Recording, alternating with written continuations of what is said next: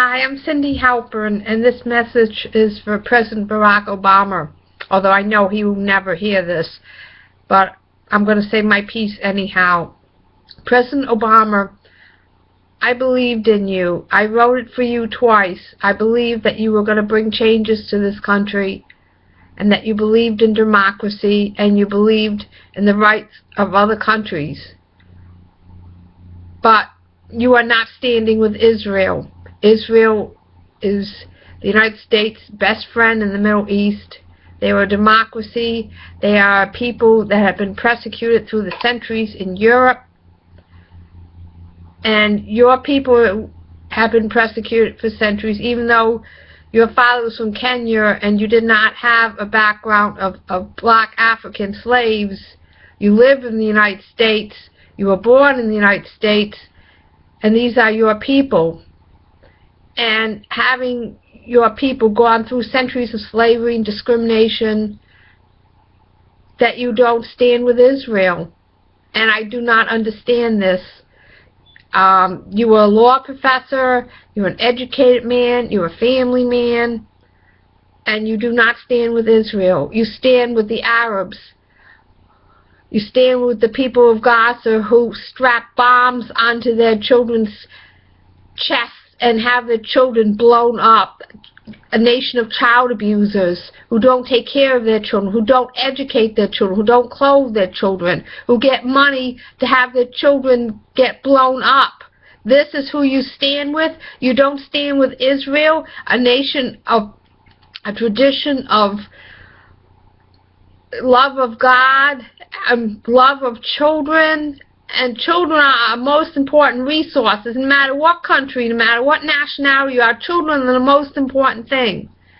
Now, the Nazis thought of Jewish children as something to destroy. The Nazis destroyed 6 million Jews while the world stood silently, except for Denmark and Albania and some Italians.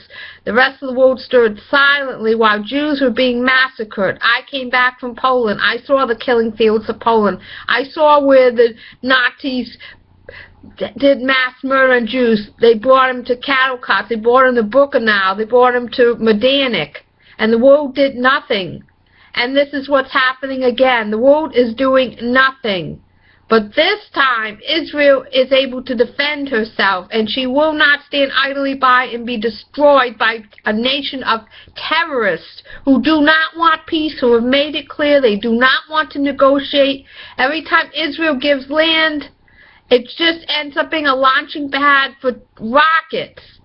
And if you want my opinion, Gaza belongs back to Israel. The West Bank back to Israel. Every land, the Sinai, everything we negotiate for peace should come back to Israel, because it did not bring peace. It just brought a place to launch weapons against Israel. Never mind international pressure. International army's not coming to Israel's rescue. Only Israel is going to rescue herself. This has been the story of Jews for centuries, where Jews were persecuted in the ghettos of Poland, in the ghettos of Germany, and nothing was said. And it was even accepted that Jews were going to be treated like this. Jews were going to be murdered. Well, Israel's not going out like that. Israel is going to fight its enemies to the end, and I believe they will prevail, just as they prevailed and all the other wars that the Arabs started, 1948, 1967, 1973, and all the terrorist acts within Israel that the Palestinians have orchestrated. These are not a people of peace. These are a people of war. And so what we must do is meet the challenge with war, because they do not know peace. They do not want to build roads. They don't want to build schools. They don't want to educate their children. They don't want their children to succeed. They want to blow up their own children, a nation of child abusers. And this, Mr. President, is will you stand on their side? I know that you're a lame duck president, but I would never vote for you again. I am ashamed to say that you are our president. I am ashamed that you do not stand with the people of Israel, Mr. Barack Obama, and I do not stand with you. I can't wait till you get out of office.